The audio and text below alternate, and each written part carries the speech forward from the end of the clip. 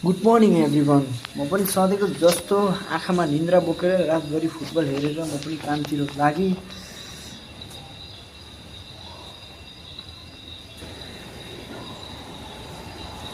अनि आजको दिन चाहिँ यस्तै छ। अब यताउता अलिअलि आज चाहिँ गाडी अलिक कम्ती थियो कि रोड क्रसहरू गर्नु पनि गाडी अलिक कम्ती थियो। अनि सबसे चिसो बिहानको काम यो झिक्नु चाहिँ नि हुन्छ, उडेर आइदिए पनि भने जस्तो हुन्छ। त्यो हुन्छ नि निक्ली भन्दाखेरि निक्लिने भए पनि हुन्थ्यो भन्ने खालको हुन्छ। त्यो तान्दाखेरि चाहिँ नि बिहानै टक्कै अब सामानहरू पनि आइपुगेको थियो। त्यहाँदेखि म पनि सामानहरू मिलाउनु थालेँ।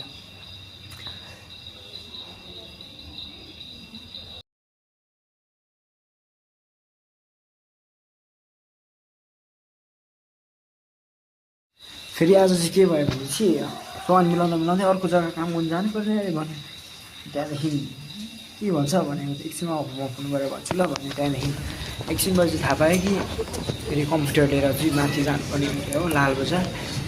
लालबजारमा चाहिँ नयाँ दोकान खोलिनु आँटेको छ नि त।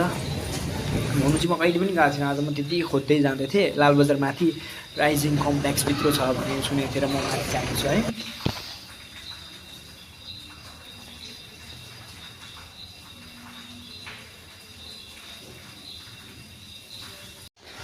भोलि निकै माथि चढिसकेर पुगेँ कि राइजिङ कम्प्लेक्स। अब म चाहिँ यहाँ गएर खोज्नु हुन्छ। अनि बल्ल बल्ल भने पनि भेट्नु पनि आएको थिइनँ। त्यसले गर्दाखेरि त्यसको बोर्ड देखेर मैले चिनिहालेँ यो रहेछ भनेर।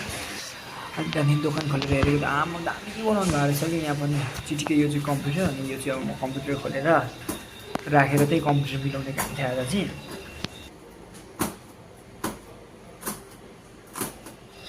कम्प्युटरको त्यो बाहिरको त्यो कार्टुन खोल्ने चाहिँ अलिकति खत्रै जोगाड गरेँ कि त्यही रहेन सही काट्ने। अनि मैले पनि यस्तो हेरेको गोचा जस्तो पाइदिइहाल्यो। त्यसले नै अब हामी त बेसी मान्छे यही भेट्यो त्यसले पनि काटिहाल्छ भनेर काट्दै। अनि त्यहाँदेखि चाहिँ अब कम्प्युटर खोल्दैछ। कम्प्युटर त होइन कम्प्युटरको कार्टुन। अनि कम्प्युटरमा चाहिँ हल्का धुलोहरू रहेछ। त्यो चाहिँ पुछपाछ गरेर राख्नुपर्छ नि त। त्यो चाहिँ अब पुछपाछ गरेर टक्कै राख्नु लगेको त काउन्टर त सानो भएको जस्तो भयो कि अब काउन्टर त बस्दैन। अनि यस्तो हेरेको बाङ्गो पो राख्ने खालको रहेछ। अलिकति बाङ्गो बाङ्गो पारेर राख्ने खालको डिजाइन गरेको रहेछ नि त काउन्टर त।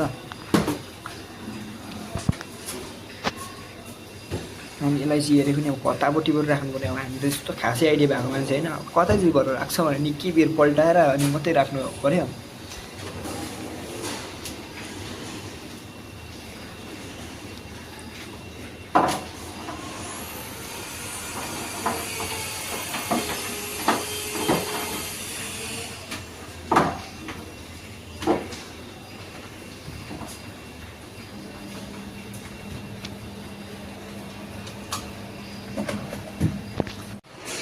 अनि मैले पनि आफ्नो काम सकिँदाखेरि निक्लेँ। अब यो दोकान अब कहिले ओपनिङ हुन्छ म आएपछि म भन्ने छु कि अब